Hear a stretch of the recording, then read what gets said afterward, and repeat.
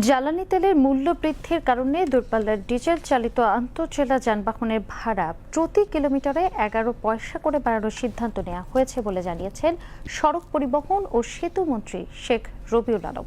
তিনি আজ দুপুরে সচিবালয়ে জ্বালানি তেলের মূল্য বৃদ্ধিজনিত কারণে যানবাহনের ভাড়া বিষয়ক পর্যালোচনা সভা শেষে সাংবাদিকদের এসব কথা বলেন। আন্তঃজেলা যেখানে 52 সিটের গাড়ি আছে সেখানেও পার কিলোমিটার 11 পয়সা বাড়বে।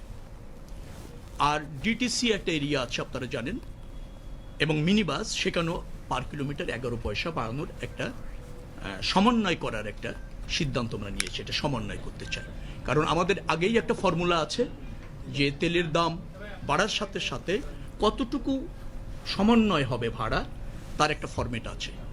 তো তাতে যেহেতু 15 টাকা বেড়েছে, তো সেখানে পরিবহন মালিক সমিতির দাবি ছিল প্রায় 28 পয়সার মতো। তারা সেখানে ডলারের দাম বাড়ার ফলে তাদের যে পার্টসগুলি ইম্পোর্ট করতে হয়, বাস ইম্পোর্ট করতে হয়, সেখানে আগের চেয়ে অনেক বেশি ইনভেস্ট হচ্ছে, ব্যয় বাড়ছে, মেইনটেন্স ব্যয় বাড়ছে, সেটাও তারা এখানে যুক্ত করতে চেয়েছে। আরও কিছু বিষয় তাদের দাবি আছে, সব কিছু মিলে 28 পয়সার মতো তাদের দাবি ছিল।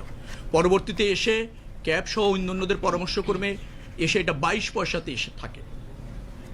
আমরা সর্বশেষ গতকাল এবং আজ 2 দিন সবার সাথে মিটিং করে যারা এই সেক্টরে যুক্ত 11 পয়সা পার কিলোমিটার বাড়া না সমন্বয় বলবো আমি সবসময়ের জন্য একটা সিদ্ধান্ত নেওয়া হয়েছে। এবং এটা আগেও ছিল, তেলের দাম বাড়লে কিভাবে সমন্বয় হবে, তেলের দাম কমলে কিভাবে সমন্বয় হবে। যে এই সমন্বয়টা শুধু এবার বৃদ্ধির ক্ষেত্রে না, তেলের দাম পুনরায় কমলে আবার এই একই প্রক্রিয়ায় ভাড়া কমবে, আবার তেলের দাম যদি বাড়ে কোনো কারণে তাহলে একই প্রক্রিয়ায় ভাড়া সমন্বয় হবে।